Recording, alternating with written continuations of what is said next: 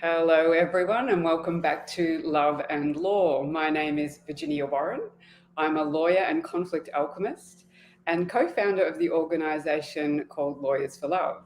At Lawyers for Love, we see law as a fear based construct, where in its present form uses fear based techniques to solve problems. It says, love thy neighbor, and if you can't, we'll punish you. It acts as if you still need a parent. Lawyers for Love say to solve a problem, you need to move to a higher level of consciousness than that which created the conflict. That consciousness is based in love. Love says, love thy neighbor. And if you can't, we'll show you how to do it. You'll be guided to learn self regulation. This is what we call lovers of the essence consciousness, or Leotech for short. In these live broadcasts, we're showcasing amazing lawyers globally who are bringing their unique style of love into legal practice. And today it's my great pleasure to introduce Mark Anthony, Psychic Explorer. Now, he's also known as the Psychic Lawyer. He's a fourth generation psychic medium who practices communicating with spirits. He's an Oxford educated attorney licensed to practice law in Florida, Washington, D.C., and before the United States Supreme Court. This psychic explorer travels to mystical locations in remote corners of the world to examine ancient mysteries and supernatural phenomena. Mark appears nationwide on TV and radio, including CBS TV's The Doctors and Gaia TV's Beyond Belief with George Noory. He's a co-host of The Psychic and the Doc on the Transformation Network. He's featured as a speaker at conferences, expos, and universities which include Brown, Columbia, Harvard, and Yale. Mark Anthony is a columnist for Best Holistic Life magazine. He's the author of The Afterlife Frequency, which I've been reading, and that's just been released. We'll talk about that.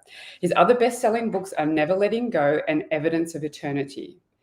Please welcome Mark Anthony. Hello, Mark. Welcome to the show. It's so wonderful to have you here all the way from Florida.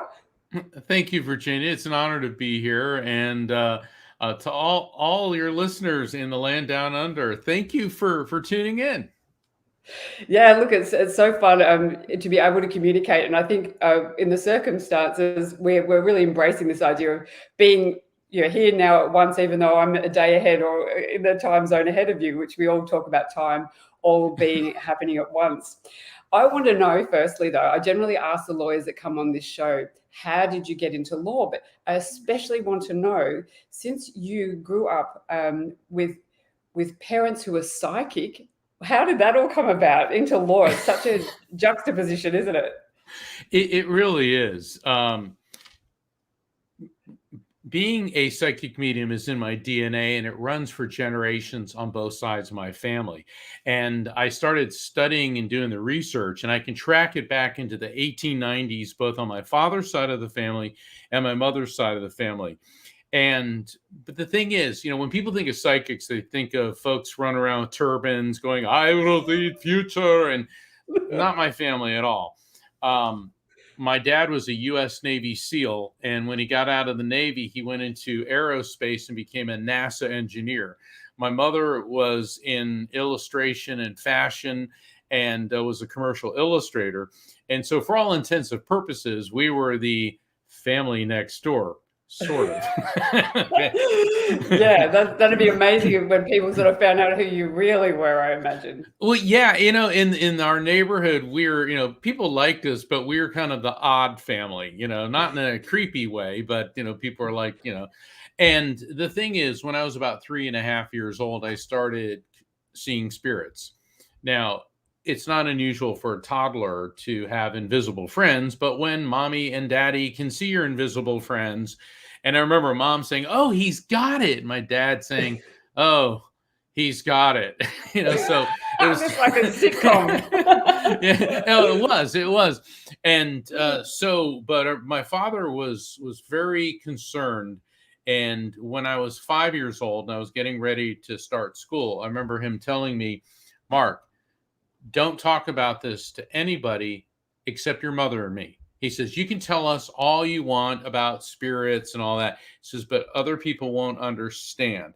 And it's a very long story about why that is. But as it turned out, Virginia, I went to Catholic school. And but the thing is, even though I was raised in the Catholic faith, we had a very open-minded view towards religion because, when you're mediums, you don't get, constricted into a narrow view of religion. And so at the dinner table, my parents and we would talk about Buddha and Krishna and Jesus and St. Francis and Gandhi. I mean, we just were fascinated by all different belief systems. And so I was drawn toward the clergy. And I thought that, because for a medium, we tend to be drawn to the spiritual. And I thought, well, that would be the life for me. And I thought I would really enjoy it. But then I saw how restrictive it would be and how full of rules and regulations.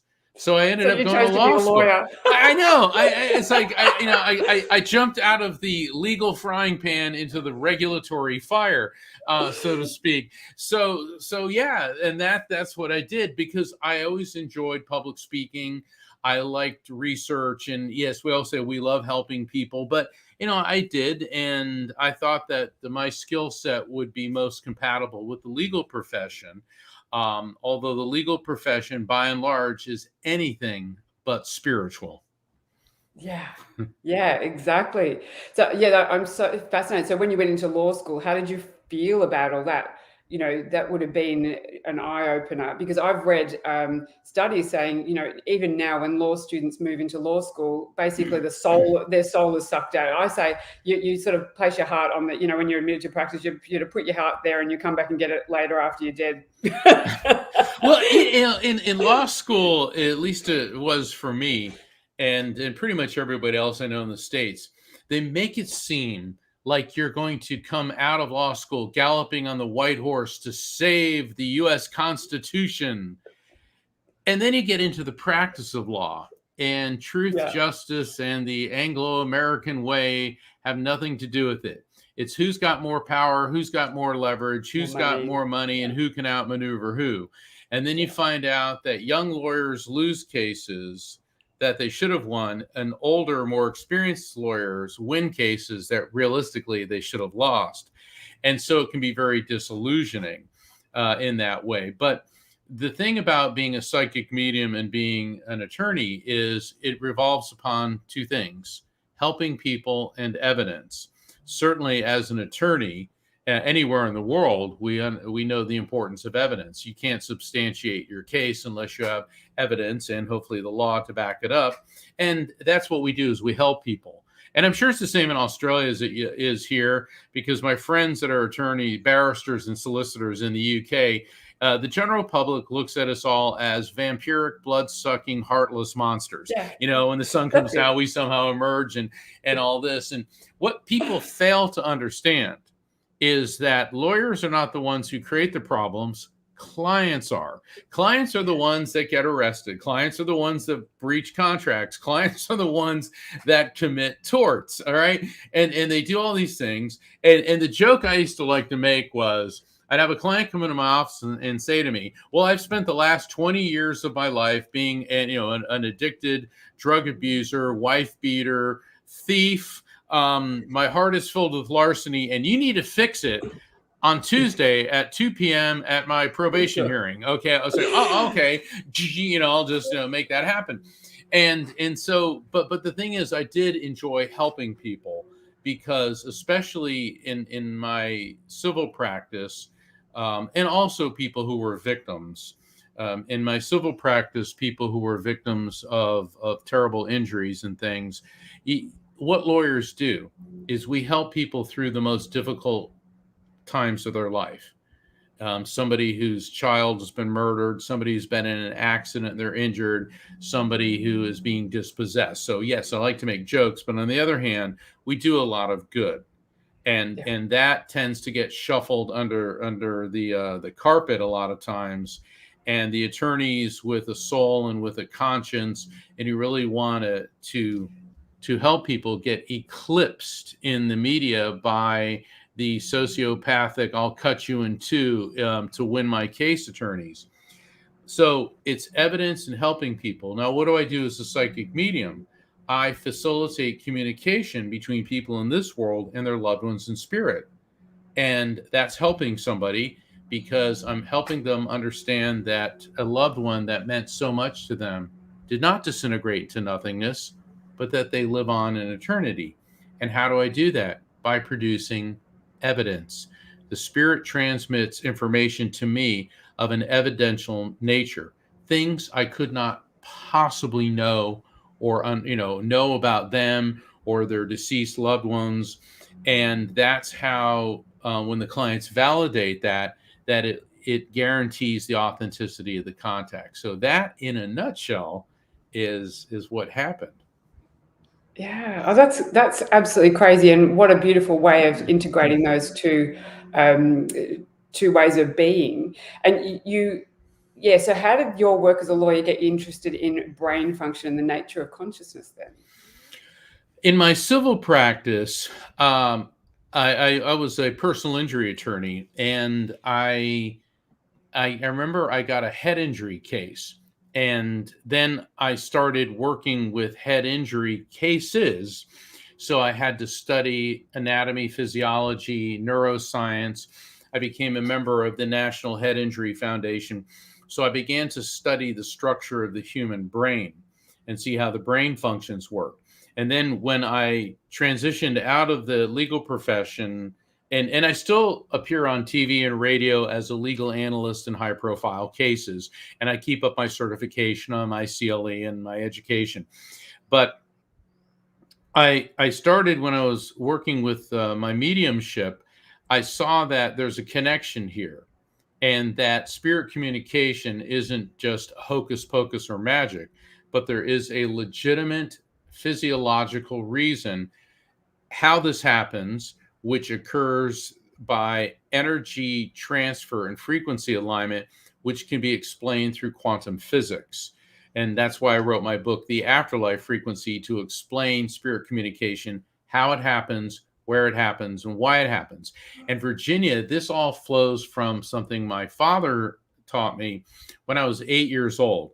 I loved what he did. I loved the fact that he worked with rockets and missiles and astronauts. And I remember we were looking at the stars one night, and we were talking about stars and about forever and mysteries. And Dad said to me that there's no such thing as a mystery, Mark. There's only questions for which we do not yet have the answer. But if enough research, enough funding, and enough focus is put into anything, we will find the answer, and it is explainable. And that really resonated with me. Yeah. Yeah, so it makes it less of a mystery. There's another thing I was reading in your book about your father saying, be aware. And I think this is also just translating into legal practice too, about, Yes. You call it situational awareness, and that Yes. it's spherical. And I so agree with this. But I want you to tell the story about your swimming expedition, because and your view of your father's be aware concept and how that's now impacted on you, because I thought that was one of the best stories I've heard recently. You know, when your father's a U.S. Navy SEAL, there's no escaping that. Okay. And the thing is, and by the way, my dad, he loved when he had to work with the Australians. He said the Aussies, he goes, those boys can kick some serious beep. Okay. Well, because he always admired, he said the difference between the U.S. and the Australian military is the U.S. would worry so much about having lots of supplies. The Australians would just go and worry about the supplies later, and he said that they were, he goes, man, they were good. But my dad was a scuba diver and a swimming instructor. And he always said, be aware of your situational awareness, which every person in the military, I mean, whatever military, knows about situational awareness. Every first responder, police officer, paramedic. And situational awareness is being astute, observing everything around you in a 360-degree sphere. And it's like when we'd go to a restaurant or a public place, Dad never sat with his back to the door. He wanted to sit where he could see the whole room. And that's a very good habit. And especially in these days where there's these mass shootings and terrible things, it really pays to be aware of what's going on around you. And spiritual situational awareness is expanding that to a higher vibrational frequency to also include the presence of energy, meaning spirits around you. And the way that I really learned that is everything is frequency, everything involves vibration. And when I was 13 years old, I loved to snorkel. And I've always wanted to go to Australia and snorkel the Great Barrier Reef. But we went to the Bahamas to Love Beach, and there is a coral reef there, and it was absolutely beautiful. And I remember going in the water. My dad was telling me that, Mark, going into the ocean is the closest thing you and I are going to get to going into another dimension, another world. And if you think about it, there's things that live underwater that can't exist on land. I mean, if you want to think of a creature, a being about as different from us as one could possibly be, would be an octopus. Really, it's got 5 brains. It's an alien. It's an alien. It doesn't have bones. It slithers around, and they're smart. I mean, they're changes color. Yeah, it changes color and all that. And he said that, all right, we're going to be in the ocean. Stick with me. And he said, and be quiet when you swim. He taught me how to swim, be quiet. And he said, because attracting attention when you're in the ocean is not a good thing. So anyway, I'm 13 years old, and of course I know everything because I'm 13. and we're swimming, and I got so enthralled with the beauty, the sea fans, all the beautiful tropical fish, yellow and purple, and just these amazing colored fish, that I separated from him. And all of a sudden I realized I had moved away from the reef, and I was getting pulled out into deeper water, and I started to panic, and I was splashing to get my bearings. And all of a sudden Dad comes zipping up right next to me, and he had, we had these hand signals, which you do when you're diving. And he said, and I put my head above the water, and he looked at me and he says, "Get in now, don't look back." And I knew not to question him. And then I saw it. This huge shark was zeroing in on our position, and it was moving like a torpedo through the water. And my splashing in the water had sent out waves of vibration. And a shark has these 2 lines that run down either side of its body, which are designed to pick up the most minute frequencies, particularly those of wounded prey. And these vibrations were emitting that, and the shark was heading right at us. And if you want to find out what happens, you're gonna have to read the Afterlife Frequency. Yeah, it is an amazing story. There's quite a few amazing stories in there, I will absolutely say. So I do want to talk a little bit about the book now. You're introducing new terms and concepts about spirit communication based in science, because this is what I'm about as well. Everyone knows I talk about it's all frequency, it's all energy. That's it. You resonate with what frequency level you are at. Right. But you're also talking about communicating with the other side, which is absolutely beautiful to know that there is more than just this physical that we have. So yes, please tell me a couple of the new terms and concepts about that spiritual communication. You're talking about electromagnetic soul. Right. Yeah, explain what that means to us. The electromagnetic soul is one of the new terms I introduced in my book, The Afterlife Frequency. And neuroscience is the study of the human brain. And the official position of neuroscience is that consciousness is the result of chemical reactions and electrical impulses within the brain. Yet neuroscience is completely unable to explain how the brain creates consciousness. Consciousness is who and what we are. In the field of neuroscience and psychology and philosophy, it's referred to as consciousness. In matters of faith, it's referred to as the soul or the spirit. And in every major belief system, I mean, going back from ancient Egypt through the Hindu sages of India, through Buddhism, through Judaism, Christianity, Islam, Sikhism, Jainism, Shintoism, Taoism, Native Americanism, I mean, all the spiritual belief systems. The Polynesians believe this. I spent a lot of time in Hawaii working with the priests, the shamans there. And every one of these belief systems believes that the soul, the spirit, pre-exists the body, comes into the body, and then leaves when the body dies. We know from the laws of thermodynamics and physics, energy is neither created nor destroyed, only transferred from one form to another. So after years of research, and both as an attorney, as a near-death experience researcher, and afterlife researcher, I realized that the brain operates on electrical impulses. It has a quantum field, an electromagnetic field. And so I developed the term the electromagnetic soul to describe who and what we really are, which is pure consciousness, which is eternal electromagnetic energy. And so that when we die, our consciousness, our electromagnetic soul, leaves the body. And so far, this term is being accepted by the scientific community. The scientist who wrote the foreword for the Afterlife Frequency, Dr. Gary Schwartz, loved it. He called me up and he said, I've been working on a term, and I was calling it the electromagnetic dynamical interface between mind and body. He goes, Mark, you got it. Electromagnetic soul. It takes the scientific and the spiritual and puts it together. He goes, I'm calling it the EMS, the electromagnetic soul. Now, by understanding the EMS, that's the building block for understanding how spirit communication occurs, because it's an alignment of frequency between the EMS, okay, our EMS, and spirits. Once they're free of the body, once you get an alignment between the two, you have spirit contact. But it also helps people understand how a near-death experience occurs, how a deathbed vision, when somebody you love or somebody is transitioning and they're terminally ill, and bystanders, whether it's hospice or other healthcare workers, close family members and friends that are in proximity to the dying person, will see spirits around them.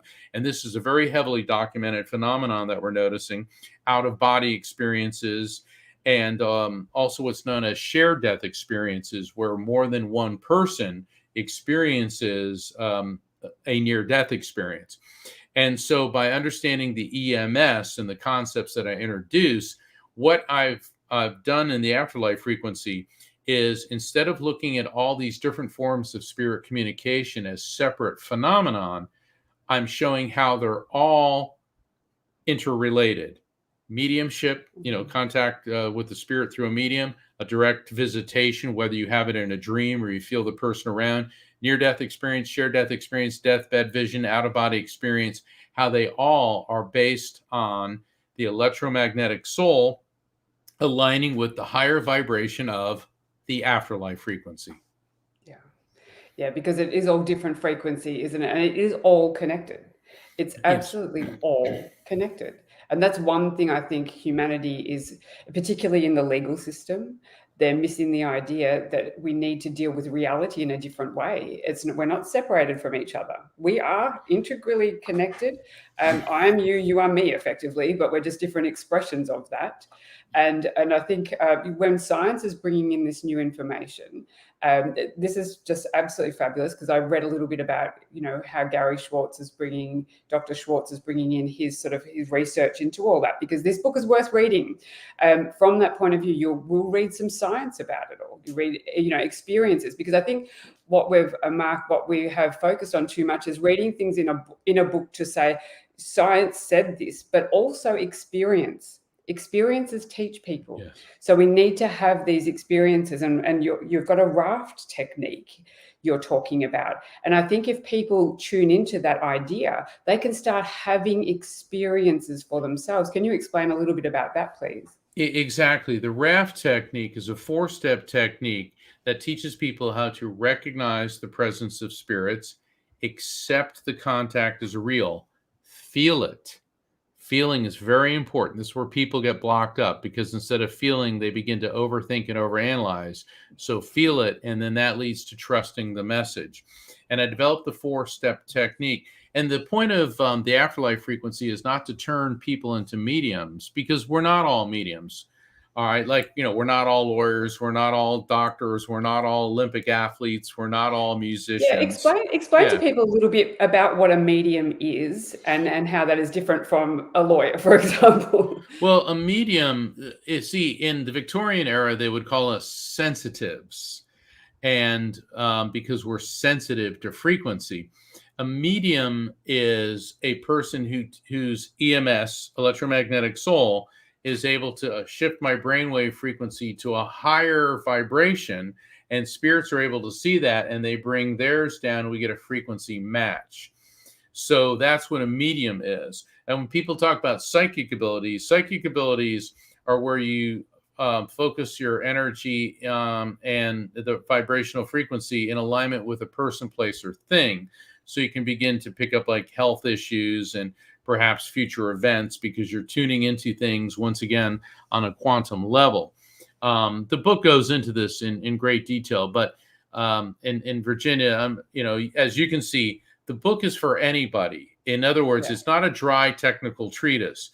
And you understand as well as I do, in law school and in the practice of law, we have to read some pretty boring stuff. Yes, Oh my that's it. God. I mean, these judges may have great legal minds, but no skill whatsoever for writing an opinion that anybody begins to want to read, but you have to. And the thing is, what I've learned from being a trial attorney, a barrister, is that you take a complex concept and put it into language anybody can understand, and then I illustrate it with stories.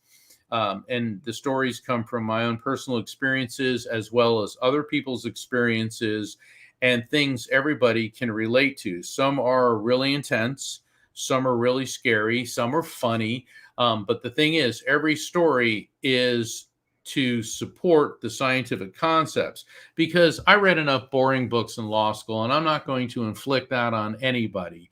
I want you I to love the story of Thor. I have to say that's another story I absolutely loved. Like, we've got good client stories, but that's one of the best client stories I've heard. Yeah. Thor and Thor, he was a motorcycle enthusiast, and that's putting it very, very lightly. So yeah, that got the picture. Yeah, that was quite a harrowing experience, and so that's what I want to do here is to help people understand that life is eternal, help people understand that there is a logical, scientific, rational basis to explain the afterlife. And people ask me, well, what message do you have? I have a 5-point message: that God exists, heaven, the afterlife, nirvana, whatever you want to call the life beyond this one, exists, that our electromagnetic soul is an immortal living being, that we can communicate with the electromagnetic souls of those who've left this world, and that we will be reunited with them when it is our time to leave this material world. And that's the reason that I wrote the Afterlife Frequency. And Virginia, you asked me to bring up 3 things. It was released on Tuesday, October 12th, worldwide. And since that time, in fact, I received this notification today that film legend, Academy Award winning actress and spiritual icon Shirley MacLaine has recommended the Afterlife Frequency in her newsletter, the Shirleygram. Then I found out about a week or so ago that this book has been submitted for a Pulitzer Prize. And before it ever came out on October 12th, it was already an Amazon bestseller. And it's like, this has been very humbling. And I'm so honored. And all I can say to the people all over the world that are finding comfort and solace in this book, and that are learning things about this based on my lifetime work and experiences, all I can say is thank you. Yeah, I think we thank you for writing this. And I think the timing couldn't even be better, because we need this now. We need to see that there is much more to this existence than we're all locked in boxes, we're all separated from each other, and we're really feeling the stress of it all. We need to see that the possibilities on this planet now are endless, if you want to look at it like that. And use particularly, yes, go and get Mark's book. It's on at all good bookstores, including Amazon. And his website's down below. Also, there's a link to the book down below in the description here too. So go to the afterlifefrequency.com as well if you want to read more about what Mark's offering. I absolutely love what you're doing, and I'm so excited it's being picked up and looked at, and everyone's excited about it as well, because this is just, in my view, bringing more love into this world right now, and just so showing us. And I think you said somewhere in your book too that if there's any communication, when you're using the raft technique, any communication is always positive and loving. It is. It goes to show that everything's love. It is. And you know, that's why I really love your title, Lawyers for Love, because a lot of people say, well, how do you know? RAFT, the T part's trust the message. Because especially with all these crazy conspiracy theories that, a deity told me to fly airplanes into buildings and blow this up and to do an insurrection. None of messages like that are not from the divine. Okay, those are from the human ego. And the difference is, you can tell the difference, because anyone that says the divine told me to commit acts of anger, bigotry, hatred, or violence, that is not a message from spirits or from the divine. That's a message from that person's ego, edging God out. And it's a self, me as center of the universe. Messages from spirits are about love, healing, inner peace, and resolution. And that's the difference. And so that's when you know to trust. So spirits will come through and they will give you messages to get to instruct you or to guide you to avoid a dangerous person, place, or situation. Or they will give you a message of healing, or sometimes just the sense of that all-pervasive love. Then you know that's a message from the afterlife frequency. You can feel it. Yeah, that's beautiful. Yeah. Thank you so much for being part of this program today, Mark. We really appreciate you bringing this book through, all that you're doing on the planet. Thank you from us all, because we are all one. And if one person's doing great things for us, it's for us, all our benefit. So thank you again.